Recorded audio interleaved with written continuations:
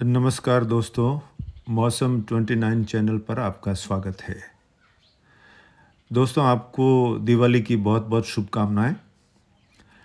थोड़ा स्वास्थ्य गड़बड़ होने के कारण काफ़ी दिनों बाद आपसे पुनः मुलाकात हो रही है। सबसे पहले हम बात करेंगे संपूर्ण भारत के मौसम की। ये भारत का मैप है और जीएफएस का मॉडल आप इस समय देख पा रहे हैं। तो इसमें आप देख रहे हैं कि एक बंगाल की खाड़ी में लो प्रेशर बन गया है और धीरे-धीरे ये उत्तरवर्ती होते हुए डिप्रेशन बन जाएगा और इसके प्रभाव से भारत के जो पूर्वी घाट है, पश्चिमी बंगाल से लेकर तमिलनाडु तक आने वाले दिनों में यानी 4-5 दिन तक पूर्वी घाट के कई क्षेत्रों में ज़ोरदार बारिश होने की संभावना है। यह सिस्टम डिप्रेशन बनेगा लेकिन इससे ज़्यादा मजबूत होने की संभावना कम लग रही है। फिर भी आगे अगर ये डीप डिप्रेशन या साइक्लोन बनता है तो इस पर हमारी नज़र रहेगी। हम इसकी जानकारी आपको देते रहेंगे। और दक्षिण भारत में आज पुडुचेरी और चेन्नई में कल तक ज़ोरदार बारिश होने की संभावना है और आने वाले 2-3 दिन तक पूर्वी घाट के तमाम राज्यों में अच्छी खासी बारिश होने की संभावना है और बांग्लादेश तक और पश्चिमी बंगाल तक होने की संभावना है। शेष भारत में आमतौर से मौसम शुष्क रहेगा। इस समय उत्तरी हवाओं का जोर बढ़ गया है और ठंडक मौसम में ज़्यादा घुल गई है, तो उत्तर भारत के कई राज्यों का तापमान तेज़ी से गिरा है और आने वाले सप्ताह भर तक ये तापमान अब ज़्यादा ना गिरकर स्थिर हो जाएगा और उत्तर भारत के कई राज्यों में फॉग बना रहेगा, कोहरा छाया रहेगा और रात का तापमान भी जो है काफ़ी ठंडा रहेगा। इस समय जम्मू कश्मीर में जो है तापमान बहुत गिर चुका है और आने वाले दिनों में जो है किसी प्रकार के बड़े मौसमी हलचल की संभावना उत्तर भारत में नहीं है।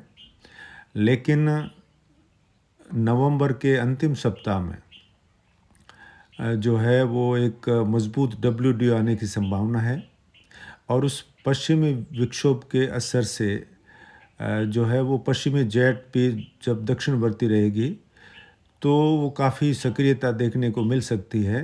तो अंतिम सप्ताह में राजस्थान सहित उत्तर भारत में पश्चिमी विक्षोभ के प्रभाव से मौसम में बड़ा फेरबदल होने की संभावना है, जिससे पहाड़ों पर बर्फबारी और मैदानी इलाकों में राजस्थान सहित बारिश होने के आसार बन रहे हैं अभी के मौसमी आकलन के हिसाब से।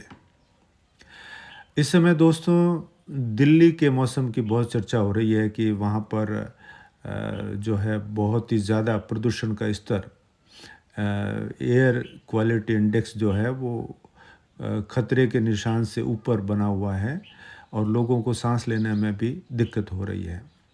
इसके चलते हाल ही में दिल्ली सरकार ने ये घोषणा की है कि हम कृत्रिम वर्षा करवाएंगे, यानी क्लाउड सीडिंग कराएंगे।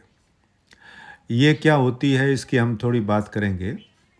लेकिन दोस्तों जैसा कि आपको मालूम है कि हवा जब गर्म होकर ऊपर उठती है तो अपने साथ में जो मॉइस्चर लेकर वो ऊपर बादलों का निर्माण करती है और कोई सिस्टम का सपोर्ट होता है तो वो बादल ठंडे होकर भारी हो जाते हैं और वो बारिश करते हैं। लेकिन कृत्रिम वर्षा यानी आर्टिफिशियल रेन कैसे कराई जाती है, आइए इसकी हम बात करते हैं। कृत्रिम वर्षा को अंग्रेज़ी में आर्टिफिशियल रेन या क्लाउड सीडिंग कहते हैं। ये वर्षा उसी क्षेत्र में कराई जा सकती है जहां आसपास के क्षेत्र में घने बादल छाए हुए हों। ड्रोन या हवाई जहाज़ से बादलों पर सिल्वर आयोडाइड या ठोस कार्बन डाइऑक्साइड यानी बर्फ़ के टुकड़े के छिड़काव से बादलों में जमी हुई महीन बूंदों को जमा कर भारी किया जाता है। बाद में पानी की भारी बूंदें पृथ्वी के गुरुत्व बल के कारण नीचे गिरने लगती है, जिसको हम वर्षा कहते हैं। कृत्रिम वर्षा की ये दूसरी पद्धति काफ़ी महंगी होती है, तो आजकल ड्रोन या हवाई जहाज़ से सिल्वर आयोडाइड का ही छिड़काव किया जाता है, जिससे बादलों में जमी महीन बूंदें भारी होकर बरसने लगती है। कृत्रिम बारिश पानी की किल्लत दूर करने या हवा में घुले प्रदूषण को दूर कराने के उद्देश्य से ही आमतौर पर कराई जाती है। आईआईटी कानपुर के अनुसार इसकी लागत जो है वो 1 किलोमीटर बारिश कराने में 1 लाख रुपए की आती है। तो अब दिल्ली में सरकार ये सोच रही है कि ये बारिश करानी है, तो उसका जो बड़ा क्षेत्रफल है तो काफ़ी खर्चा आएगा, लेकिन प्रदूषण से बारिश करवाने से राहत मिल सकती है।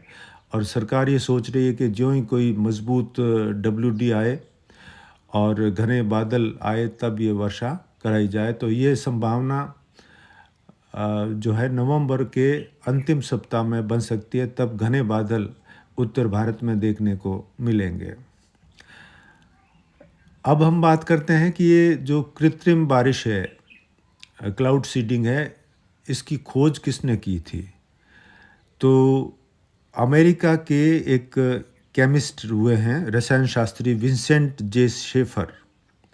उन्होंने 1946 में इसकी खोज की थी और इसके बाद में इस पद्धति को पूरी दुनिया ने अपनाया और आवश्यकता पड़ने पर अगर भयंकर अकाल होता है, पानी की दिक्कत होती है या प्रदूषण की मात्रा बढ़ जाती है वातावरण में, तब ये वर्षा कराई जाती है। तो दुबई में पानी की समस्या को दूर करने के लिए बहुत बार जो है ये क्लाउड सीडिंग कराई गई है और एक बार बीजिंग ओलंपिक में भी ये क्लाउड सीडिंग कराई गई। तो दोस्तों, आने वाले समय में ही पता चलेगा कि दिल्ली में प्रदूषण को दूर करने के लिए सरकार क्या कदम उठाती है और क्या फैसला लेती है और कब क्लाउड सीडिंग करवाती है। तो ये आपके लिए थी खास मौसम से संबंधित जानकारी। और आने वाले समय में जब भी मौसम में बड़े बदलाव होंगे, हम आपके साथ नए और ताज़ा अपडेट लेकर हाजिर होंगे। तब तक के लिए मुझे आज्ञा दीजिए। नमस्कार, जय हिंद।